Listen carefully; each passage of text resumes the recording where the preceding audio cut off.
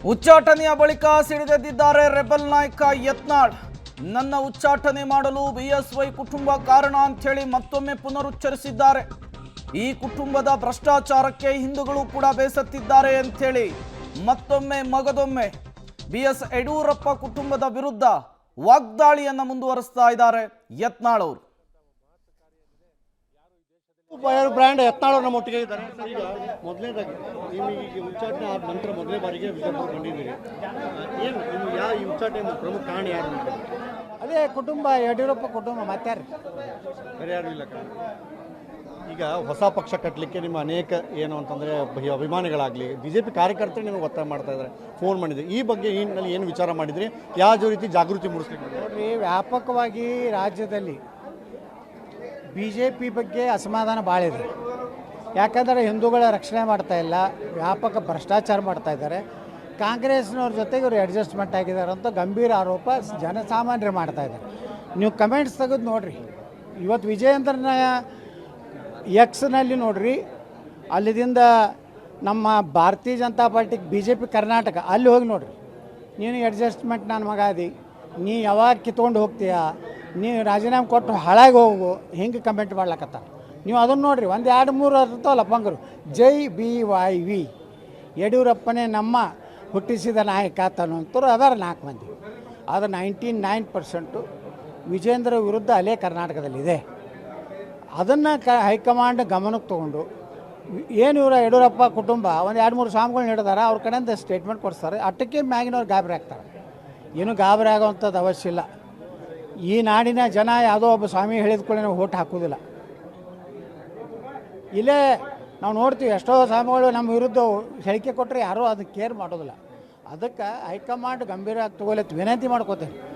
ನಾನು ಸೇರಿಸೋರಂತೇಳಿ ವಿನಂತಿ ಮಾಡೋದಿಲ್ಲ.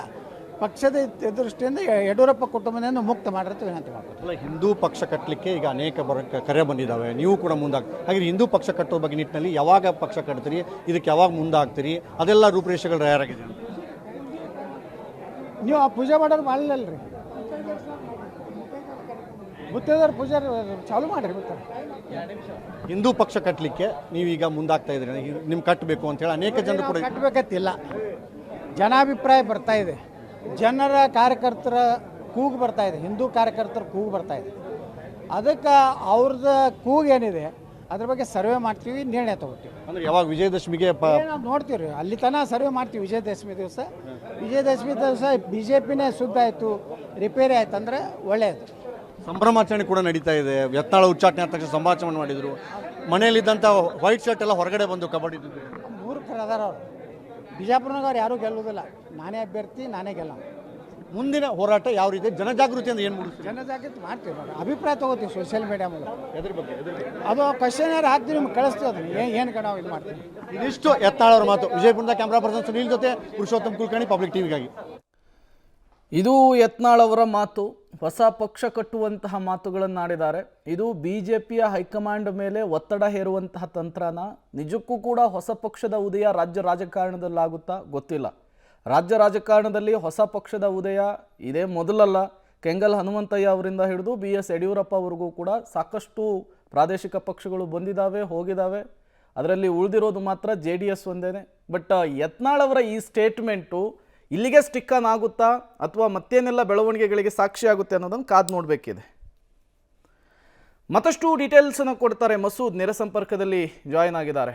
ಮಸೂದ್, ಬಸನಗೌಡ ಪಾಟೀಲ್ ಯತ್ನಾಳ್ BJPಯಿಂದ ಉಚ್ಚಾಟನೆ ಆಗೋದು ಮತ್ತೆ BJPಗೆ ಹೋಗೋದು ಹೊಸ ವಿಚಾರ ಅಲ್ಲ.